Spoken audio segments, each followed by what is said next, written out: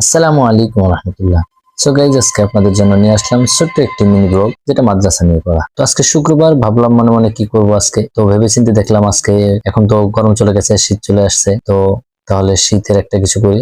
তাই তাড়াতাড়ি করে রুম থেকে বের হয়ে আমাদের চারতলা চলে আসলাম। চলে এসে সমস্ত কার্পেট গুলো উপরে নিয়ে গেলাম। উপরে নিয়ে আজকে সকাল সকাল তাড়াতাড়ি এগুলা রোদে দিয়ে দিলাম। রোদে দেওয়ার পর গাইজ আনতে যাওয়ার পর মনে হলো একটা ব্লগ করি, তখন এই ব্লগটি করা। ব্লগের উদ্দেশ্যে রওনা হয়ে গেলাম উপরের দিকে। দেখতে দেখতে 5 তলা পেরিয়ে 6 তলা চলে আসলাম। এরপরই আমরা চলে আসলাম, ফাইনালি ছাদে চলে আসলাম।